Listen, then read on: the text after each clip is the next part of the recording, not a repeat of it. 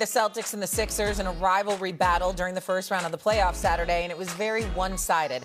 Jason Tatum and Jaylen Brown combined for 51 points, and the C's never trailed. In fact, 12 players saw time in Boston's 32-point win over the 76ers in Game 1. Then in the West, the Thunder are trying to be the first NBA champ to win back-to-back years since the Warriors did it in 2017 and 2018. And to no one's surprise, their quest started off strong against the Suns. The Thunder got off to a fast start. They led by more than 20 at the break. SGA took the fourth quarter off, and yet OKC still won by 35 over the 8th seed in Phoenix. Jalen Williams scored 22. SGA had 25. Here's Jay Will postgame.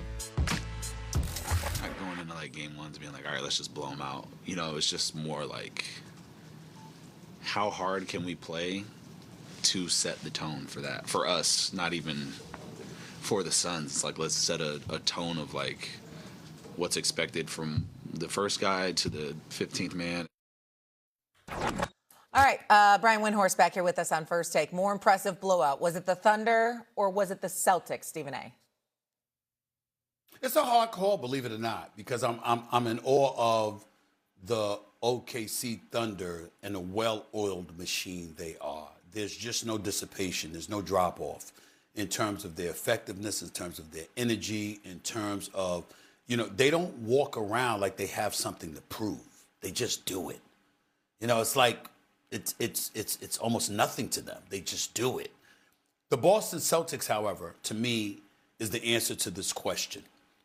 For Jason Tatum to look the way that he's looking, Wendy, I mean, it's like they're just putting everybody on notice. A couple of years back, they won the championship.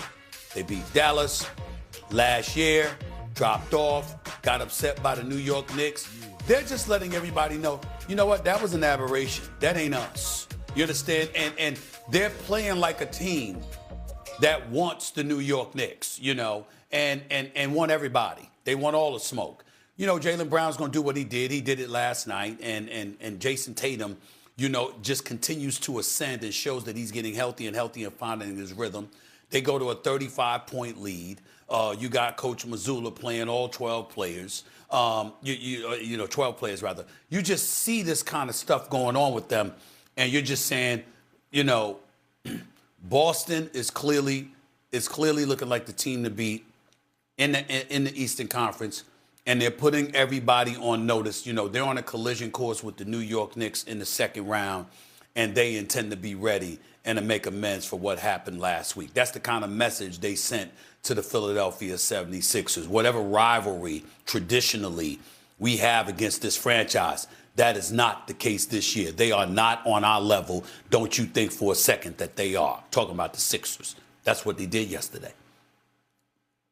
I don't love the way this question is framed, Shay, because it makes me have something negative to say about the other team, as if one was less impressive. But I think Oklahoma City was incredible yesterday. If you watch this game and the way this team played, I mean, well-oiled machine.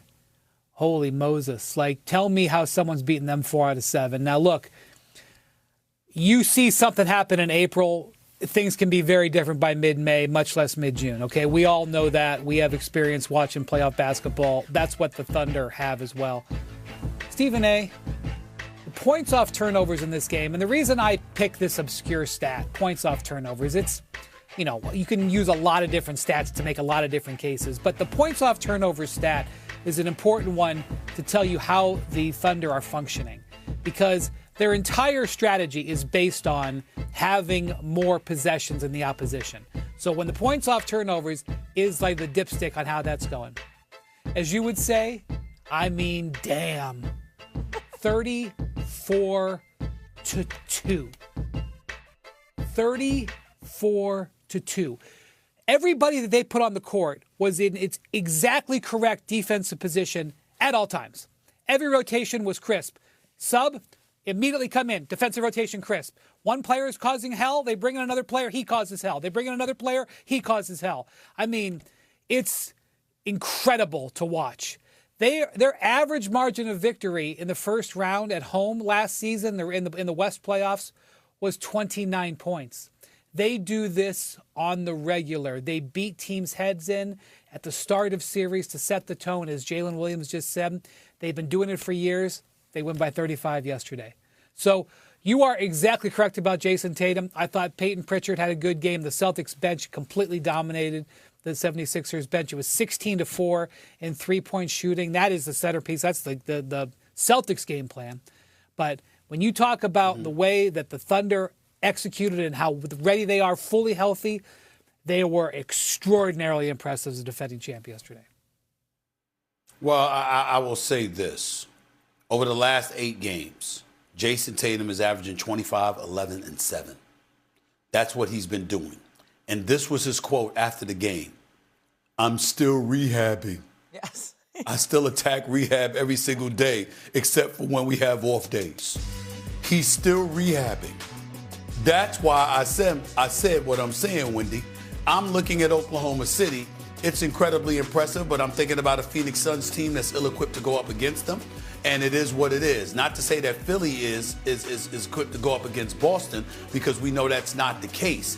But what we're looking for from Boston, in terms of viewing them as legitimate title contenders, was whether or not Jason Tatum would elevate to himself after tearing the Achilles. And that appears to be ahead of schedule. That's why I said Boston. I'm looking at them. It felt like Jason Tatum almost said this on purpose. Like, I'm still rehabbing. There's more in this tank. Like, don't be fooled now. Even I tried to tell him to sit out. I did everything I could, Knicks fans. I did everything I could. I said, yo, Jason, stay away. Stay away. You don't need to come back. Take your time. You're right there on first thing. Just take your time. Don't rush. And damn it, he didn't listen. With a vengeance. Okay.